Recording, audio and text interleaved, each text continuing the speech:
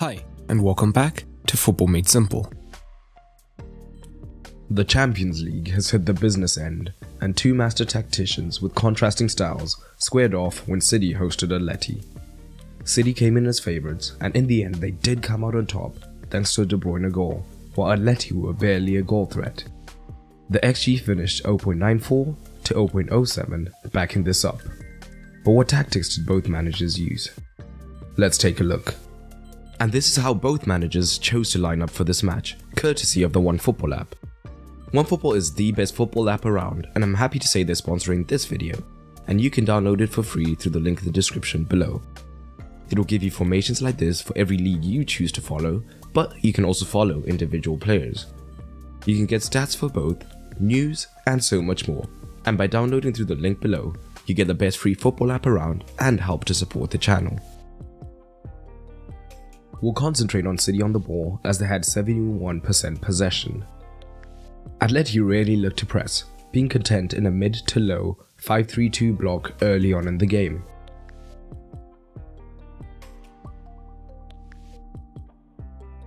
Expecting this approach, City adapted quickly. They switched to a back three with Ake at left centre back, and in the first half, Cancelo took up this inner midfield role whilst Mahrez stayed wide.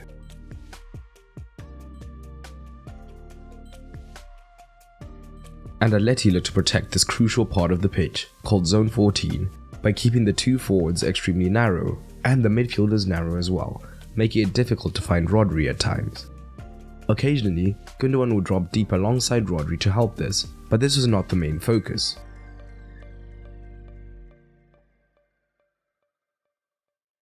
In the 5-3-2, Atleti would only have one man wide on either side, so City looked to take advantage of these wide regions. Gundogan and De Bruyne could be split on either side of the pitch, looking to make 2 versus 1s with the fullback. The goal of this would be to bait Atleti into looking to shift men to cover the wide regions and potentially open up space in the centre, or to have spaces wide if possible.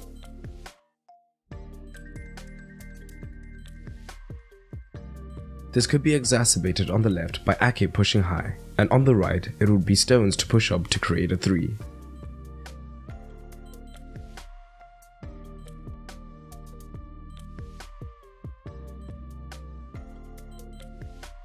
And the Atleti front two were crucial in determining how effective this would be. If the front two were caught pressing higher and centrally, when City played the ball wide, it would be one of the Atleti central midfielders who would be dragged to press the deepest wide City man. With the winger high, a City man could then potentially receive in this space.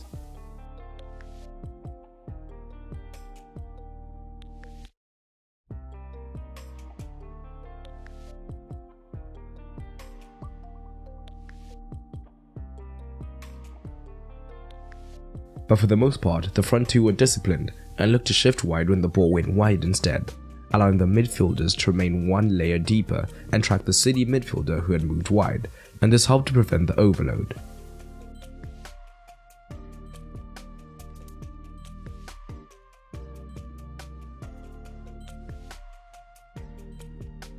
When they did this down the left, it often meant that Cancelo could be free to receive the switch, but Atleti's high work rate meant that the front 5 would be quick to shift across to cover this.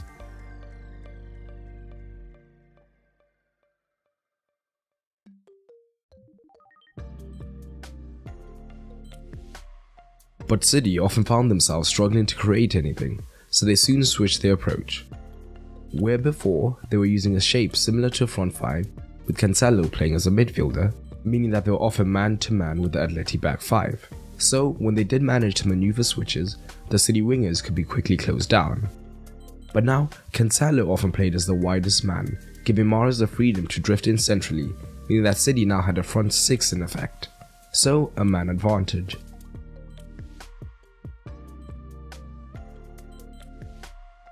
So Rodri and the back 3 were a clear build-up back 4, whilst the rest of the side attacked.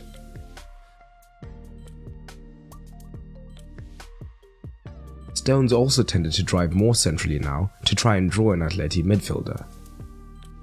So City now looked to take advantage of this, as when the ball was on the left, Mahrez could make central runs and Lodi was forced to track him, and this freed the switch to Cancelo, who would now receive and try to make the difference, often to no avail.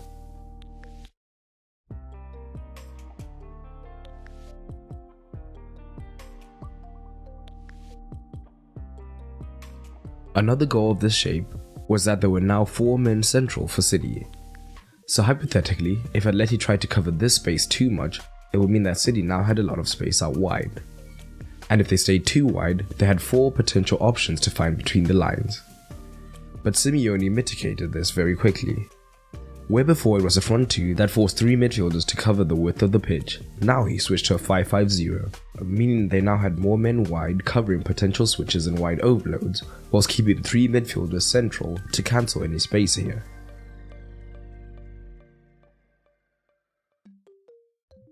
Another thing Atleti did well is when the City men did receive between the lines, the centre backs were quick to hop the line and apply pressure. So the City men always received with their back to goal, forcing them to play backwards rather than to turn and create.